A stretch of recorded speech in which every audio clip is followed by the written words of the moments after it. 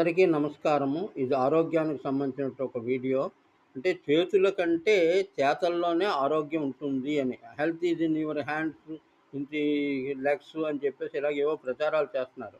దానికి ధీటుగా ఏమిటి అసలు కావాలి మనిషికి? ఆరోగ్య జీవన సోపానాలు అని ఈ ఈ శీర్షిక పేరు.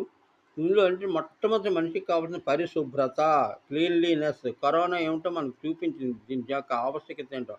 ఎక్కడెక్కడ పరిశుభ్రత కావాలంటే పరిసరాలు బాగుండాలి. ఇల్లు, శరీరము, దుస్తులు, వస్తువులు పరిశుభ్రంగా తనను తాను ఉంచుకునే స్థితిగతులు కూడా ఉండాలి. రెండవదంటే సూర్యోదయ పూర్వమే నిద్ర లేవాలి. అంటే అవేకెనింగ్ అన్నట్టంటే. అది అతి నిద్రాలోలుడు, తెలివిలేని మూర్ఖుడు. అంటే తెలివితేటలు తగ్గిపోతాయి. అంటే మైమరుపొస్తుందని అర్థం. తెలివిలేని మూర్ఖుడని ఘంటసాల గారు, శ్రీనారాయణ రెడ్డి గారు ఎప్పుడో చెప్పారు. 6 గంటలకు మించి ఎవరు నిద్రించకూడదు. అలా నిద్రించినట్లయితే సోమరిపోతు